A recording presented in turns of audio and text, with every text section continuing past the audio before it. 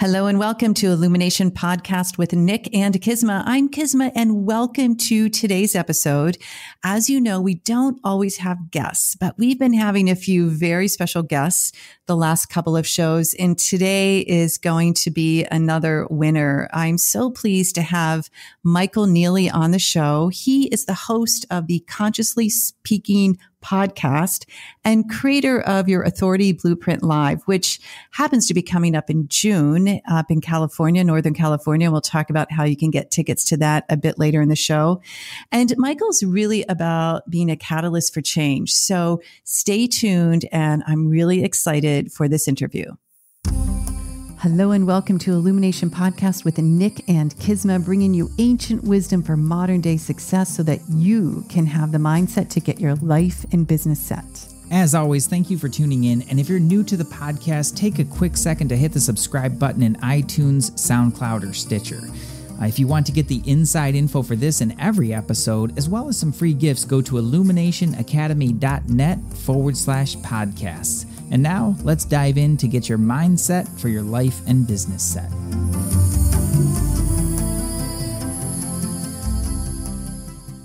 Well, hello there, Nick. Hello there, Kisma. How's your week going? Well, it's just getting started, but so far it's going fantastic. That's right. How was your weekend? Well, you spent it with me, so I guess it was good. Yeah, I did. No, it was great. We had a 2-day. We had some really beautiful people in for a 2-day class. That's right. You were teaching. San Clemente. That's right. So that was super fun. Yesterday was a little bit of, kind of hitting the reset button and just enjoying some nice things and doing. And here we are, Yeah, so really and later this week you go to Idaho. Yeah, my first time in Idaho. I've never been to Idaho before.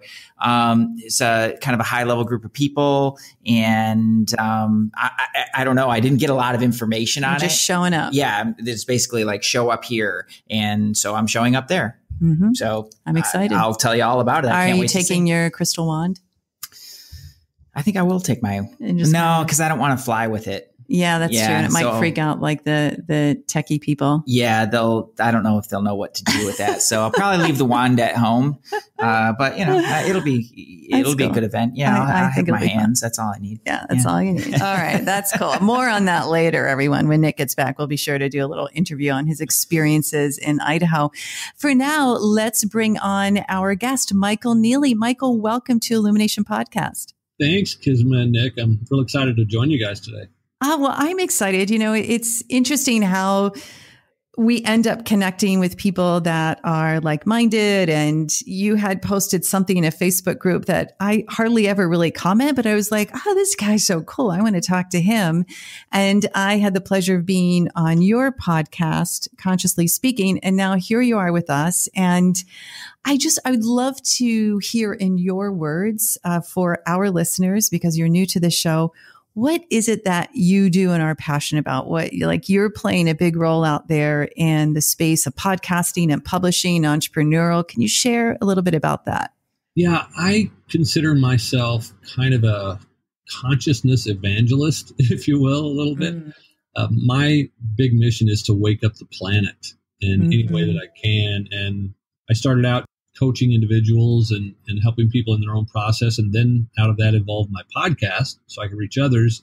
And then beyond that, it's grown even further because, and I'm sure you guys experience this as well. People start asking you, well, how do you do a podcast? And how did you start and all that? And so I really started helping other like-minded people with a vision to get their message out to the world as well through podcasting and other forms of modern media.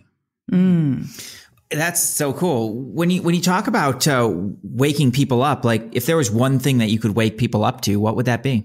We as a society really need to be more conscious of the bigger picture, the planet as a whole, the people as a whole. We need to get past the skin color boundaries and all the things that separate us and understand that we're all children of this planet, Mother Earth, that we share.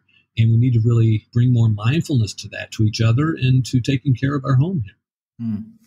Yeah, that's beautiful. You mentioned the skin color thing. That it's funny to me that is still a thing. Like it just seems in my brain, it seems absolutely absurd that would even be a consideration. Like we're human beings, beyond that. But yet, time and time again, we prove that it is an issue. That is an issue, and it's not resolved.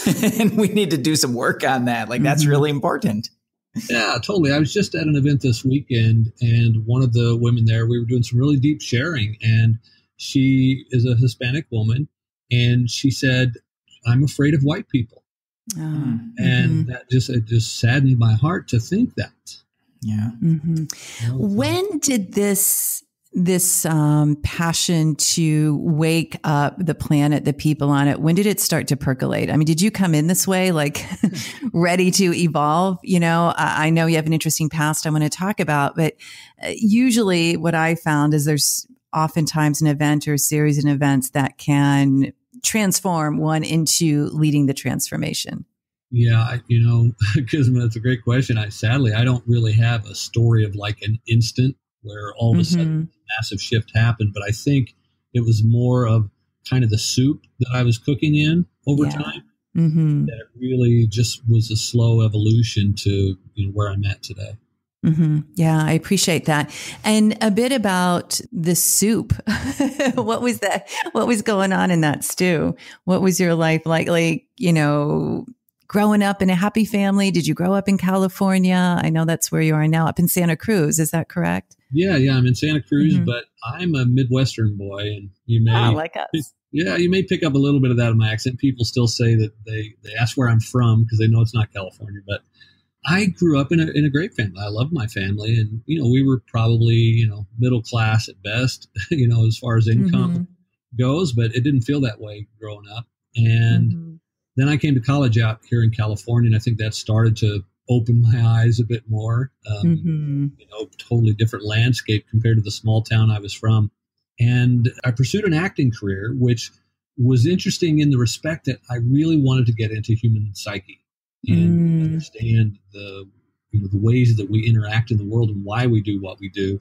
And so that kind of just started the process. I started, reading stuff by the greats like Earl Nightingale and then later Tony Robbins, and did Landmark Education. So all of this stuff that I was using in my acting career was also creating this delicious soup that I was in.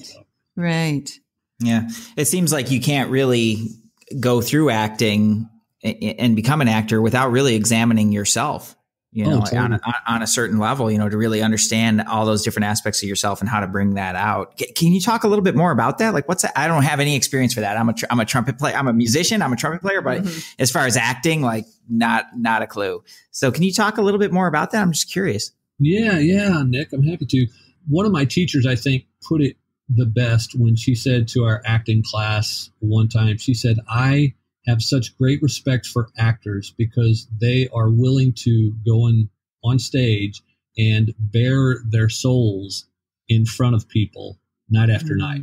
And it really resonated with me because that's truly what you do when you're, doing a quality show. I mean, yeah, there's comedy and, sketchy type stuff that's, you don't have to go that deep. But if you're really, doing your work as an actor and harnessing and practicing your craft, then yeah, you just kind of like peel back the curtain and show the depths of your heart and soul, and it can be pretty raw. Yeah.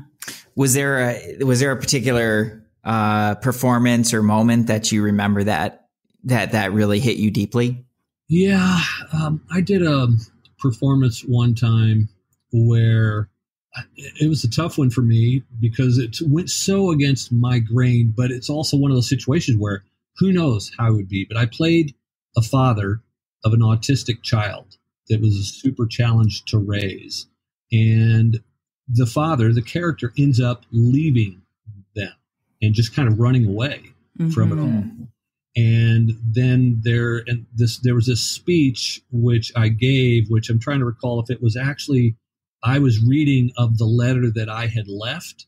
I can't remember if it was a letter that I had left or if it was a call and a message that I had left, but it kind of expressed how it just, couldn't take it anymore type of thing. And, it was a tough one. That's a tough one. And I'm sure based on some reality, it's parenting, raising children, raising families seems to be going through a cycle where in many ways, as we have access to more and more information, the parenting or the family unit becomes challenged. Have you found that with your clients, or when people come to you, it's like, we're in this information age. Yeah, this information may as well be distracting us from what's most important. Yeah, it is a super challenge, because I know my son is 15 and a half now. And the only reason I'm saying the half part, which I'll stop soon, but it's at 15 and a half, you can get your learner's permit. So he really wants. Oh, golly. Oh, I feel for you. Yeah, exactly.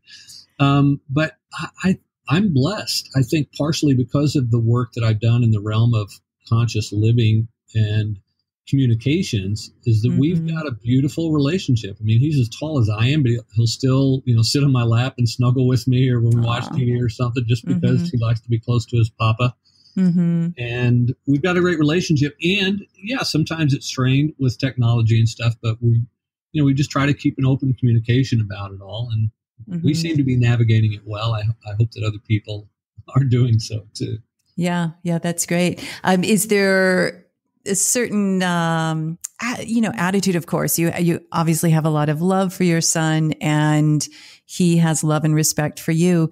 Is there a certain way of being around him? Like, I know that a lot of parents will ask a lot of questions, right? Or want to know everything. Do you give him a bit more freedom, or do you find that you just are blessed with a beautiful relationship without really trying or working at it? I'm going to say something here that could be a little controversial with Go some for of the it. listeners, because, well, I'm not your everyday parent in many respects. And so, for instance, we live in California, where, marijuana has now been legalized. And, he's at that age where he wants to try pot and he wants to drink. But my rule is, do it here if you're going to do it. I want to know about it. I want to monitor it. But because the other part is that I think that we can deceive ourselves as parents. Right. And we can say, no, there will absolutely be none of that. But all you're doing is forcing it under the rug.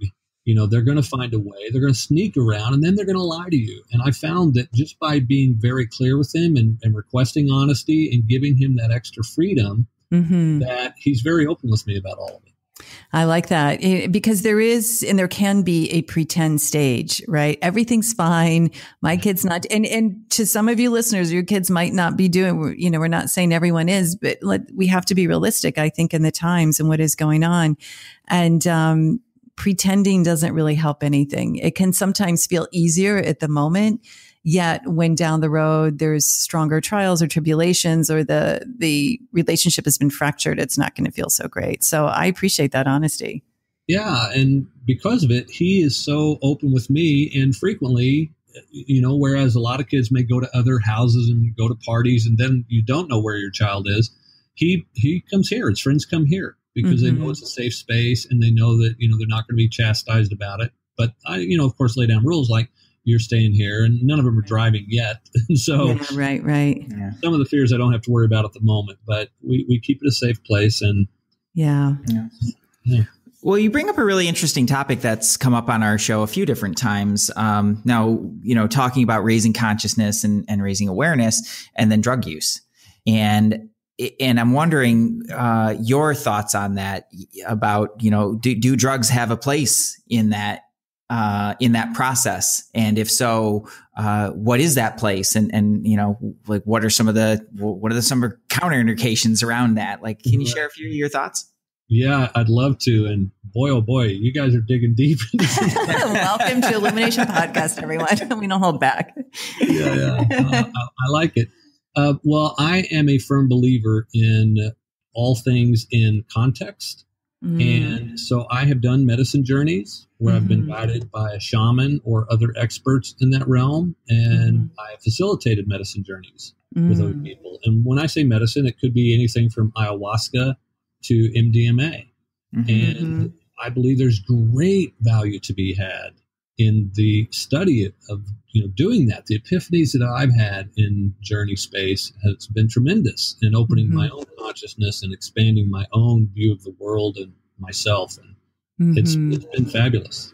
And your key word was expert. I think for those that choose to go on that journey, be with someone who is the expert. I could see you holding that space really beautifully for people. I appreciate that. Thank you. Yeah, that's cool. So a bit about you acting. How many years did you spend in LA as an actor? It was mixed between LA and New York. I spent 20 years professionally as an actor. And part of that time I was bi-coastal. I had a place in both coasts sharing with other actors, where you'd fly to wherever the work was. Yeah. And, so 20 total years doing that. Wow. And I can see where the work that you're doing now evolved as you were acting, but was it a blast or was it just a lot of hard work that you kind of go, wow, I don't know how I got through that? Oh no, it was total fun. And was it? Yeah. And I don't know if you guys know the Enneagram very well at all, but I'm a type 7 on the Enneagram. Cool. I don't know. No, I don't know. Yeah, no, tell us about that. Yeah. Okay, so the Enneagram is 9 distinct personality types, and there's lots of work and study around it and everything. But the 7 is known as the epicure or the enthusiast. Oh, yeah. Okay. It just makes total sense for me. Like I got bit with the acting bug in the 4th grade, and I'm like, I know I want to be an actor. And the cool thing is like, well, it's a lot of people, you go up and you get your career and that's your profession. That's what you do for your entire life. Well, for me, I can be a gladiator or a knight or an astronaut or, whatever. I can be all of these things. And that was just so cool. I love that. That is amazing. I could see that. And then, so when did the move into this catalyst changer, the human that really wants to step in and help wake up the planet, when did this all start to come about? I think the transitional phase started with the birth of my son down in LA. I was living there at the time, and we decided not to raise him in LA in the smog. And so we left there to move up to Santa Cruz in 2004. And then I'll be honest, I floundered for a while. You think about it, you kind of know what your purpose is. I knew ever since 4th grade, I'm going to be an actor. And then all of a sudden you're not acting anymore. It's like, oh crap, what am I here to do? Mm-hmm. And so I started out just following the dollar, chasing the ever-loved green. And so that led me into the advertising world and then the pharmaceutical world, the legal ones, in the pharmaceutical industry. And then I went to work in a technology startup. Cool. I created a tech startup. And all the while, though, it was just feeling, I was super hollow inside. I felt unfulfilled, like my creative juices weren't getting satisfied. And then also I didn't feel like I was having the impact I wanted to have. And so that's kind of where I started. I started coaching people on the side. And then that picked up more and more until, the shift, the technology hit the end of its runway. And then I moved fully into coaching. What sort of things were people first showing up to be coached on with you? Like, what were they looking for? Well, it's an interesting question, Nick. I stumbled upon a concept while I was in the pharmaceutical industry. And I'll just share quickly with you a little piece of it. And that is like the double-blind study, which you're probably familiar with, but for those who may not be, it's that the physician was not allowed to know in a particular drug study whether they were giving the patient the placebo or the actual drug. Now, I can understand why the patient wouldn't get to know. That's the first part of what would be a blind study. But now the doctor didn't get to know either. And at first that baffled me, like, well, why does it matter? They're not the one taking the drug, but time and again, statistics prove that their knowing had a significant impact on the outcome. Wow. Yeah. And so I started to really look at that and I thought, okay, this is interesting. This applies to us in life, in everything. If you go into a situation and you have an expected outcome, you're actually impacting the results. Absolutely. 100% agree. That I love how you arrived with that. That's an amazing study. It was so cool. And so I started to tie this in with other stuff that I was seeing in the world, partially in the pharmaceutical industry, but also in the other work I'd done in the study of ontology. And I started to put it together in my book called The Art of Forgetting. And as that process, then people started to want to hear more about the book and learn what I was laying down in that. And so I started coaching from that perspective. And that's kind of how that piece came to fruition. That's cool. That's really a neat story. It is. Yeah. It's super powerful too. I love the title of The Art of Forgetting. It's like no stories. Yeah. It really just speaks to that fundamental truth of like the work is really just in forgetting everything that we know. and remembering that one, that one thing that gets buried underneath all that, which is like, you're it. Yeah. You're the deal. You're the one.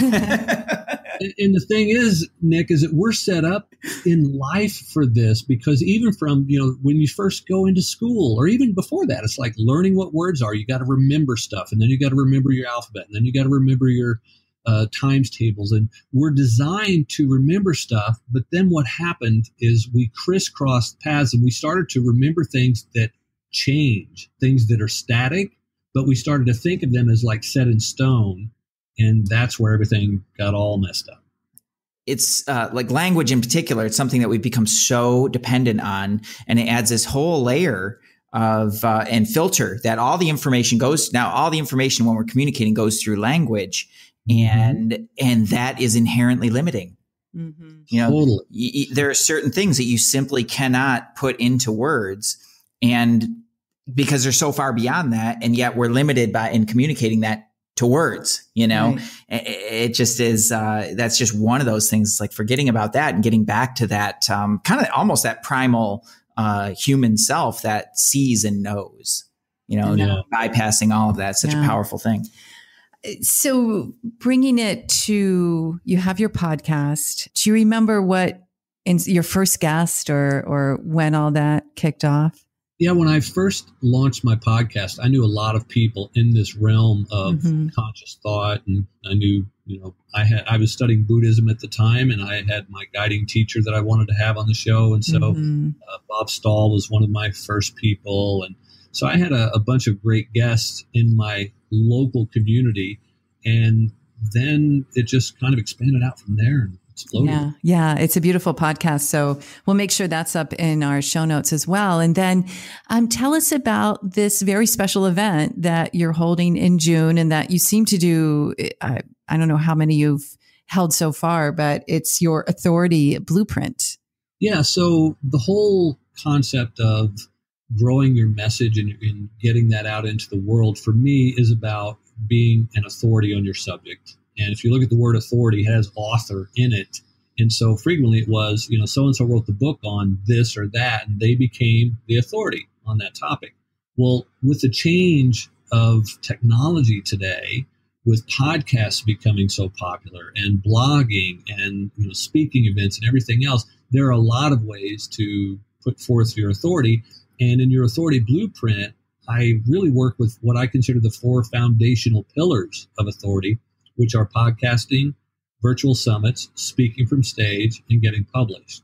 And when you work those 4 in a way that intertwines them, they really create magic and kind of an upward spiral that can catapult someone onto the scene as the expert in their field much faster than if they just tried any one of them individually. I kind of equate it like, if you have a podcast, that's a part, and you call that the wheel. And then if you've got, you line up speaking gigs, or you have a book, that might be another part, be it a door or axle or whatever. But each one individually is parts. But when you put it all together, you can have it work like a machine that will really transport you. And so at your Authority Blueprint Live, we're going to be helping people to get that machine built for themselves, or at least a blueprint of how they could do that over the course of those 3 days. It sounds like kind of like making the perfect storm for, exactly. For that buzz around you and your name and your work. Who would this be for? Like who would be the best person, best type of people to, to attend this to attend your event and get a ton out of it? Yeah, I would say it's good for coaches, consultants, people who are, kind of their own business, what I call solopreneurs. Like you have a business, but you're the face of the business and kind of wear all the hats. And it's also good for authors, someone who may already have a blog or may have written a book, but they want to really take it to the next level. It's great for speakers, and it's great for healers and holistic practitioners who really want to start to get their message out to them. I know it's going to be amazing. One question I have, what about, say if we have some listeners out there and they're like, I'm really thinking about leaving corporate and starting something. Is this a good way for them to see all the possibilities of how they can launch or begin to build their name? It absolutely is, Kisma. There is a thing on the site, like if someone were to go to the ticketing page, where I say that if if you haven't really already started your business, I would say maybe this is not for you. However, I love the way that you just framed that. And that is that someone who's thinking about it, this would be a great place for them to get that inspiration and an idea of conceptually, oh, I can make this happen. So, right. And to understand the moving parts. Yeah. Okay. That's cool. I have a few people in mind. Yeah. Well, I think it's a great question, and brings up a kind of an interesting topic about making that transition into, an entrepreneurship and having a map of that. Or a blueprint, so to speak, of kind of understanding some of the pieces at play can really help to gain that 30,000 foot view of, okay, this is where I'm going. Because I think when you're down in it, it seems like there's just so many different things and so many different ways to go that if you don't have some kind of structure to it, you just get swept away in the tidal wave of to-dos before you even know what happened, and you never get to make that transition, So I think that's awesome. I look at it like, Nick, what you're saying is I look at it kind of like that expression, how do you eat an elephant? And it is, you eat it one bite at a time. But the point is, when you're looking at that elephant thing, there is no freaking way. And so I like to break it down to step by step, do this, then do this, then do this, kind of give an order and a set way to it. And then it makes it so much simpler, and you stop worrying about the bigger picture and just do the little pieces along the way. Do the little pieces, do the chunks, and allow them to fit in. Tell me a bit about your view on publishing, especially at the event. And are you focused on book, on blogs? Some people say blogs are dead because we should be doing more video and podcasting. What's your impression on that? Well, I do think they feed each other, and I still think a book is important.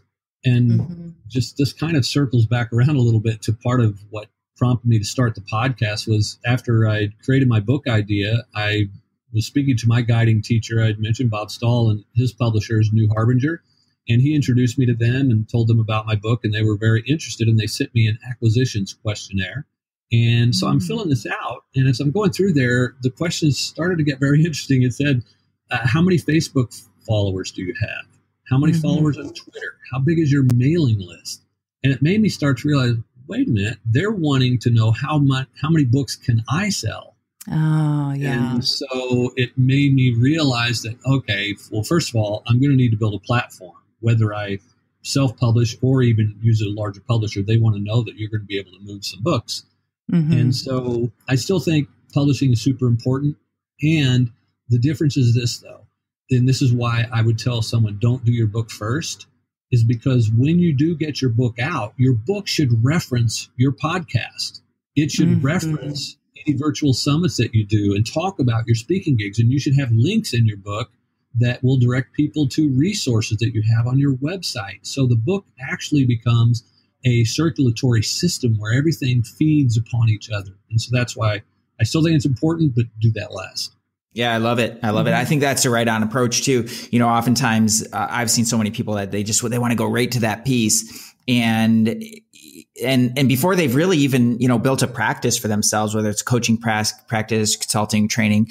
And I'm always of the mind of, number one, get out there and help some people. And number two is make some money doing it. Because none of those things are necessarily free. It all is, it continues to take resources in order to build that platform. And when you have a business helping people, doing what you love and generating revenue while you do it, now you're in the pole position. And I just think that's really important. A lot of people kind of skip that step and want to go right to being the authority. It's like, well, how many people have you helped? You can go out there and help some folks. Yeah.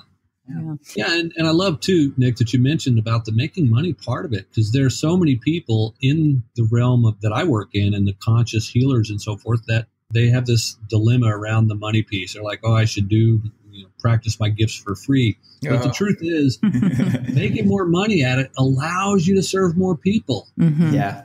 Don't even get us started. Well, we can't get started. It's important. Yeah. And I know that, Michael, you and I talked about this on your podcast. Money's a great energy. And when somebody can be of service, like for you coaches and healers and however you're serving people out there, as well, when somebody invests, they show up differently. Yes. And when we allow this wheel of, well, let me just give my gifts for free, karmically things get funky. They really do get funky, and it doesn't serve anybody. Somebody ends up paying down the road, and it's not always a great payment. Mm-hmm. So I think it's that respect of the healing arts, of healing, as we've gone through such a cycle of, we're in the late 1700s, early 1800s. People understood intuitive healing. They did it. They were happy to go to someone to be healed. And then there was a period of time where Western medicine came in, and yes, Western medicine is amazing and necessary, yet it sort of wiped out some of those healing arts, and they're coming back around. And I do believe, as you know, that they need to come back around with gusto and respect. It's really important. Mm-hmm. Yeah, I'm so with you on that. And I think this is part of the challenge of waking up. It's like we've gone to sleep so much around things that we probably knew so much better 100, 200, even sometimes more long ago than that. Right. That we've lost them along the way, because I think technology and everything else is advancing more rapidly than our souls are keeping up with. Oh, that's a good point. Yeah. Mm-hmm. Yeah, 100%. We did a whole podcast episode on that. It's like really keeping your human technology, your human technology up to date and ready to deal with the modern world, which can be so overwhelming. And the flip side of that too is that we rely on the Google and the Facebooks and the tweets and all that. And we have access to so much information when we just tap in and get quiet. And I think that some of the apps like Headspace, all those things are cool for focus. They're not really meditating. That's not a spiritual journey. It's a focused journey. It is going to help people. But sometimes we need to remove the technology and remember that we've got the ultimate technology as well. Absolutely. Yeah. Well, tell our listeners how they can listen to your podcast. So my podcast, and actually I want to add, I just launched a new one too, but my first podcast, Consciously Speaking, just happened. My podcast, Consciously Speaking, they can find on iTunes, Stitcher, and anywhere else that you for your podcasts. And you can also find it at michaelneely.com if you want to check it out. Cool. And we'll there. make sure it's in our show notes too. Thank you. Appreciate that. And my new one is called Buy This, Not That. And it is what I call an entrepreneurial tool review show. It's kind of like the Consumer Reports for solopreneurs. And I review technology that we use, like either CRMs or webinar platforms or stuff along those lines. And then even the trainers of particular stuff. So, maybe you've selected a great webinar platform and you're about to launch a webinar, but you're not quite sure how to set up that whole sequencing to have it, convert as well as you'd like it to. And so you may want to find somebody who trains on that. And so I'll even be reviewing the trainers, the teachers of these courses on different things that we use too. That's amazing. How did that just birth? Like, did that happen in the last 48 hours or what? Well, actually, this one's taken a bit longer. My first podcast came out like fast. This one was over a year in the thinking. And I say that simply because I think I overthought it, literally. Mm-hmm. And finally, just a couple weeks ago, I was appearing at New Media Summit down in San Diego. And I had mentioned it at the last New Media Summit. And I thought, crap, if I go back again and this thing still hasn't launched, I'm going to be embarrassed. And someone else is going to do it, right? The ideas in the universe. I think that's cool. Yeah, I love that. Oh, man, what I wouldn't have given for something like that when we first started, huh? Heck yeah. I mean, you go down the road with all the different technologies and all the different, there's just so much in so many different places that you can go to get like a real honest appraisal of, what this is, what it does, what it doesn't do, what's cool, what's not, and then how that might fit in your business. Man, that is priceless. Great. Good on you. That is going to be cool. And Nick, you kind of nailed it with what you just said as to why it's taken me so long is that to make that valuable, I thought, well, if I'm going to talk about CRMs, then I need to have reviews of 5 different CRMs all ready to go at once so that someone going there will get it all and can make up their mind. And that's like wrangling kittens to get these different companies to get back in touch with me to do the interviews. And finally I said, all right, heck with it. I'm just going to get it launched and I'm just going to start releasing what I got when I got it. So, yeah, that's great. Yeah, that's awesome. Yeah. I know that the consistency of like, having a podcast episode a week or, whatever your schedule is for is really good. But some of the best podcasts I know, they put so much time and effort into it. And sometimes it takes a little bit longer to get an episode out. And when it does come out, it's awesome, and people are, it's really, really well done. So I appreciate that approach for sure. And also, just on behalf of the entire entrepreneurial community, just a heartfelt thank you for putting in the time and effort and energy to do that. I know it's no small feat. Yeah. You got that right. Well, you're very welcome. Thank you for. And tell our listeners how they can find more information. Again, we'll have it in our show notes, but for your Authority Blueprint Live event. Yeah, so I think pretty much everybody by now should know about how to use Bitly link. So you just go to bit.ly/YAB Live, and the YAB for your Authority Blueprint is all caps, and live is all lowercase. Okay, we'll get that in the show notes too. And it's June 25th through 27th. Is that correct in Monterey? 25th, yes, 25th through 27th, Monterey, California. It's an oceanfront hotel. It's going to be absolutely stunning. The ballroom where we're having the event space has one full wall of windows looking out at the ocean. And my wife does her events there, and frequently we have to stop because of a whale sighting. We all go rush to the window. Oh, that is so cool. Wow. Yeah, Monterey is absolutely lovely. Yeah, absolutely lovely. Wow. I love that. You really do it up right there, Michael. Well, it's I love that you say that, Nick, because here's the thing is this is one of the things that I want people to understand. It's kind of the way that I've approached life now after having done the work and waking up that I have, is that I want people, when they show up, to feel like they've already arrived.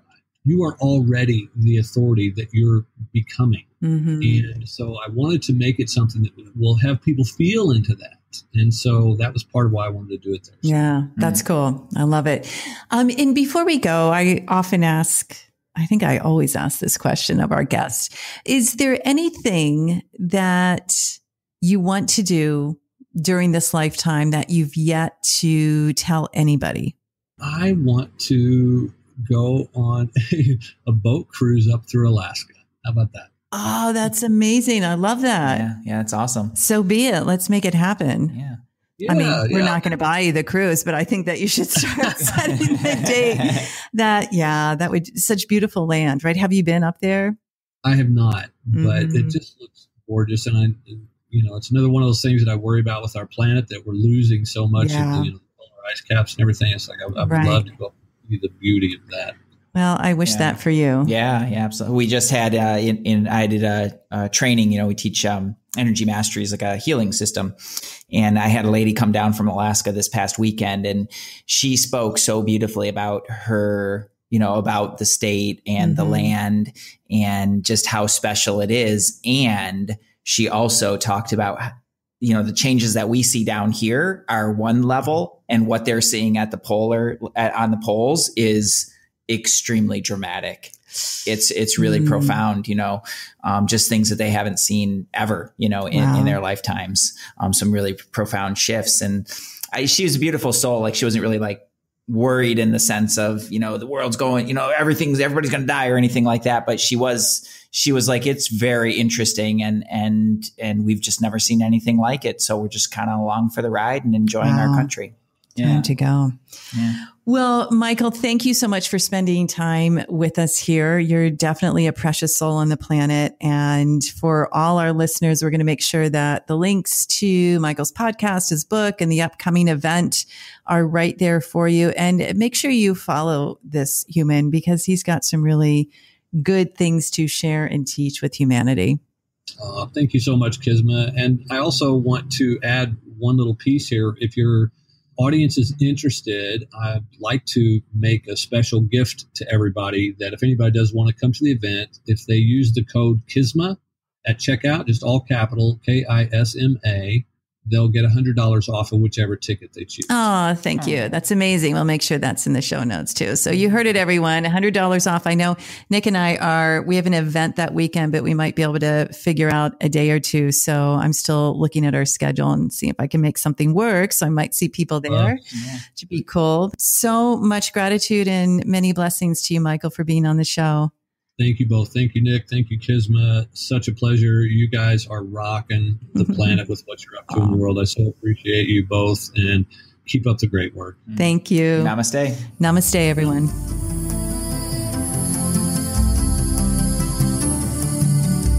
Hey, thanks for jamming with us today. And if you enjoy Illumination Podcast, please go ahead and share it with someone you love.